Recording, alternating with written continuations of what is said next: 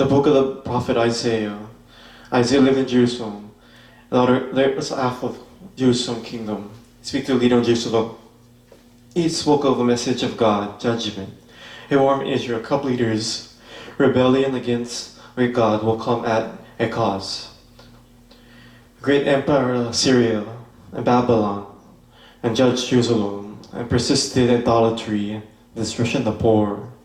And that answer was become an answer of hope.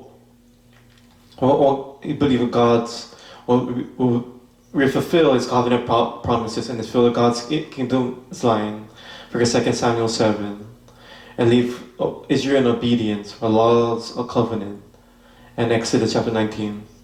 And that's so that God's blessing and salvation would flow outward to the nations, so that God promised to Abraham at Genesis chapter 12 is repelled to speak the corruption, idolatry in this day. This book is kind of complex literary. Let's see how this all fits together. This chapter 1 to 39 has these three large sections, a warning and judgment, and upon the event, and in chapter 39, the fall of Jerusalem and exile of the people. And there's a message of hope. And after the message will be fulfilled in 66, a promise of hope, and this develops it further. Chapter 1 to 39. Isaiah's vision of judgment of hope for Jerusalem.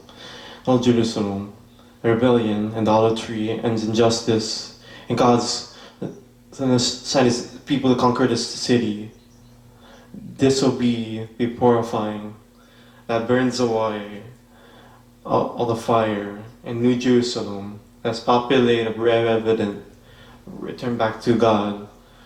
That's when God's kingdom will come, and all nations will come to the temple and learn God's justice and His justice, peace, and for all nations, for the New Jerusalem. And the Old Jerusalem, purifying judgment to the New Jerusalem.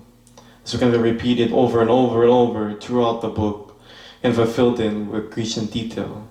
The center of the section, Isaiah the temple's visions, is surrounded by heavenly creatures. They're shouting, God is holy, holy, holy. And God suddenly realizes how corrupt these people are. And is certain by destroyed by God's holiness. He's not. It's God's holiness is burning coal. And it comes and burns him, not destroy. Purifies him by sin. And strange experience commissions him. He's to keep announcing God's judgment has reached no return. A paradoxical film of hardening the people. Trust God's plan, and Israel's going to be chopped down like a tree and left like a stump, and the stump will be scorched and will be burned. While that burning, all this murder stump is a holy seed that will survive the holy of the future, a small sign of hope. Who and what is that seed? This section offers an answer. Ahaz, the king of Jerusalem, it announces his downfall, a grape of Syria, and devastate the lands. There's hope, because promised to David, to descend, destruction, a new king, Emmanuel, God with us. He's going to set people, God, free from the oppression, from empires. And it's going to shoot a new growth or rose from the old stump of David's family. And this king is at the holy seat of chapter 6. And this king empowered by God's Spirit to rule over Jerusalem, bring justice to it, and all nations will look to the Messianic king and his kingdom and transfer all creation. Each chapter finds 1 to 12. Not a good message of judgment, hope. When will all this happen?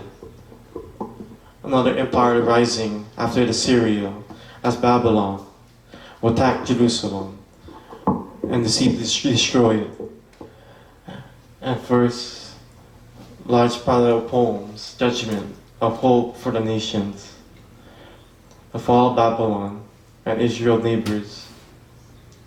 Assyria's sea replaced by the era of Babylon, even more destruction.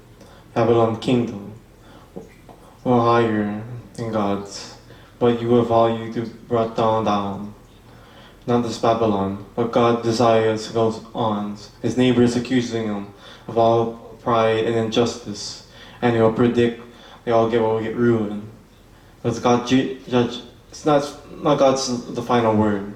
And that's in the section on the Caesar poems of Tale of Two Cities, of the lofty cities, God love and unjust. The city is the archetype of rebellions of humanity, described with language from the chapters, the descriptions of Jerusalem, Syria, and Babylon, all put together. This city is destined for ruins, so replaced by ruins, where God will redeems with new humanity for all nations, and no more death and no more suffering. These chapters are the shows how message far beyond on its own day. We're all waiting for the bring of justice and violent oppression, and bring His kingdom to injustice and peace and love. This following section refocuses on Jerusalem. You'll find a bunch of poems accuses Jerusalem and leaders for military purpose of protection of Syria. You know this will backfire. Isaiah says, "You just in your God will repentance will save Israel," and gets illustrated by the following story of the rise of King of Jerusalem. As Isaiah predicted, the Syrian armies come and had Hezekiah humble themselves before God and praise divine deliverance, and His miraculous to save, and Hezekiah saved, and his Ezekiel as fall, and the litigation against Babylon, and try to impress them by showing them how Jerusalem treasury and temple palaces, and the clear effort of political alliance of protection. And Isaiah hears about this, and Ezekiel about his foolishness, and won't be this island betray and destroy, to conquer Jerusalem. And for 2 Samuel Kings 24 and 25, Babylon. I was right. And 100 years later on, Babylon will turn on Jerusalem and conjure the city and call the Israelites away and exile Babylon. That was Israel's warnings, the judgment. Lead up to this one moment as the true prophets, because it all came to pass like He said. Remember, the purpose of the judgment was to purify God's judgment and bring His holy seed all the nations. But that's that hope. Next part, the book, before next part of the book. But that's what Isaiah chapter 39 is all about. 139 is all about.